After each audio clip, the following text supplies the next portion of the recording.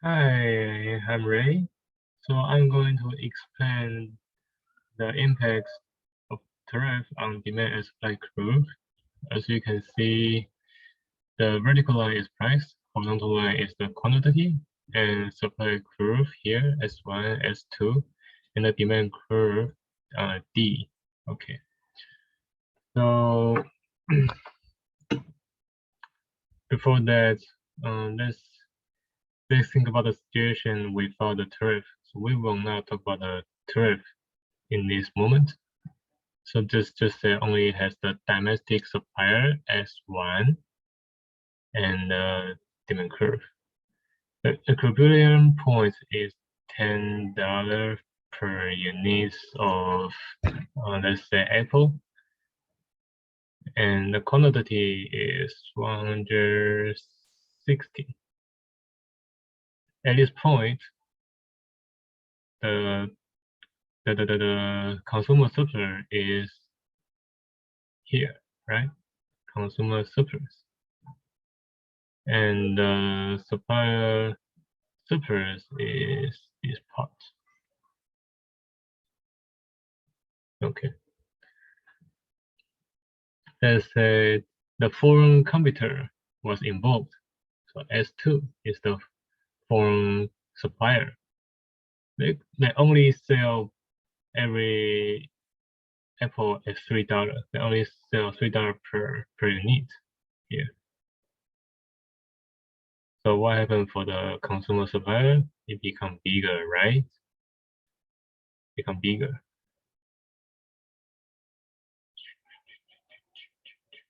Become bigger. The consumer supplier becomes bigger. And this triangle is the extra surplus. And the supplier surplus becomes smaller, only become like this, since they only sell at $3. And any Apple that sell more than $3 will become no competitive. Okay. And let's say what happened if the tariff was involved. The tariff involved. And let's say the government charged them $2 per unit. So the new supply curve is here. Let's say T supply curve. The foreign competitors, they need to sell their apples at $5 per each. Okay. So $5 per each. And so something different will happen. So first, this part is the tariff revenue, right? Tariff revenue. Why?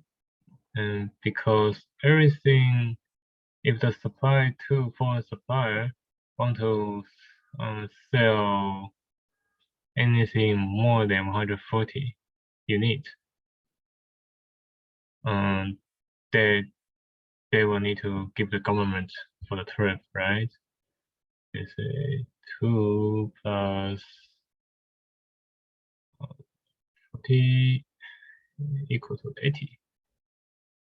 So before the 140 apples, it can be provided by the domestic supplier as one. But after that, the domestic suppliers' costs become higher, and so they become non competitive. We assume that. So instead, the foreign supplier, they could provide these extra apples for customers. So it's this part. Okay. So this is the tariff revenue. But what about the little triangle here? Little triangle here. We call the day we lost. Or maybe you can say the value was destroyed. Right? Because this area, the trade never happen, right? Anything, if they sell less than $5, it become no competitive. They will lose money. Right? Although you can sell more apples to more people, but you will lose money. And so the suppliers will just choose to not providing those apples. And so the trade just gone. The value is destroyed. And what about here? This triangle is a little bit different. And the reason is the money was not applied efficiently. We say originally before the trade, if they want to provide 140 apples, it only costs $3 per unit by the foreign supplier. Only $3. But because of the tariff, the foreign supplier need to cost $5 to provide every apple. And so the domestics will get the opportunity to sell their product, right? Okay, so we say the supplier and they use more money to provide the same amount of the product. Originally, it only cost $3 to provide 140 apples, but now it costs $5. Costs $5.